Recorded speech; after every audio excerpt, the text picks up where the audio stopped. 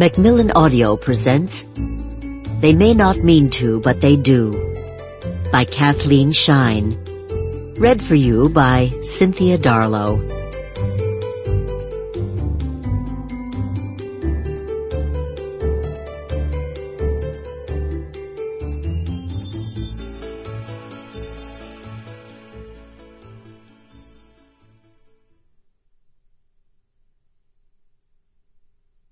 Chapter 1. Molly Bergman moved to California, and it broke her mother's heart. There are daughters who spend their lives trying to escape their mothers, who move to their particular California the minute they're able to, who never stop moving to California. Molly was decidedly not one of those daughters. It was a painful move even before her parents got so suddenly so old. Molly's mother was named Joy, and people said, oh, they broke the mold when they made that one. People who loved her said it, people who did not love her said it too, for the same reason. They found Joy disconcerting, and they were right. She was so intimate and so remote as a faraway nameless planet sometimes soft and sympathetic. She was talkative, yet she heard everything you said or thought you might say. She was wise, and she was deep, intuitive, the kind of person to whom people confided their darkest secrets. She was scatterbrained and easily distractible and often forgot people's darkest secrets, which, she always said, was just as well.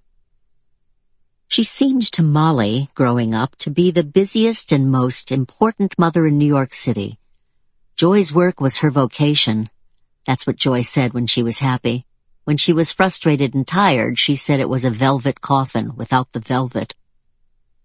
She was also beautiful, radiantly beautiful, like a doe, fragile and supple and quick. She was blonde, but her eyes were as brown as a doe's. When she smiled, everyone around her smiled, and she smiled a great deal, though it was often from abstraction rather than any particular moment of happiness. She loved New York because, she liked to say, she fit in with all the misfits. Molly and her brother Daniel began their lives with Joy and their father, Aaron, in a 2-bedroom apartment with dinette on the west side of Manhattan. The dinette converted into a 3rd bedroom. Their neighbors were immigrants from Eastern Europe, emigres from Brooklyn, teachers and violinists and opera singers. You could hear the opera singers as you walked down Broadway, arias amid car horns. There were mom-and-pop dress shops and dairy restaurants and bakeries, and Molly remembered the square rooms, the high ceilings, the shutters that folded in on themselves, the deep windowsills on which she used to sit and look out at the street.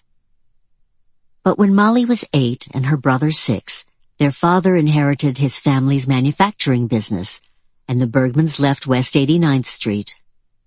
Aaron said the West Side was becoming seedy. There were fewer Eastern European immigrants and Brooklyn escapees on Park Avenue. No dairy restaurants, more Gentiles. It was a quiet, civilized neighborhood, at least until late afternoon when the private schools let out. Molly and Daniel still went to their progressive private school on the West Side, but when Molly got off the bus, she could already hear the commotion of the East Side children at the corner store. She always waited for them to leave the store before buying her own candy, and secretly envied them their noisy cabal and even more secretly their school uniforms. "Across the park is as far as we go," Joy declared. "No farther, Aaron." Daniel did go a bit farther when he grew up. He and his wife Coco and their 2 little girls lived on the Lower East Side. That was inexplicable to Joy and Aaron, moving to the tenements their grandparents had left behind. Inexplicable, yes, but accessible by subway, Joy said to Molly.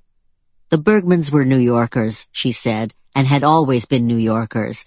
This was a fact, in a way that Molly's move to Los Angeles could never be. Each time... Sample complete. Ready to continue?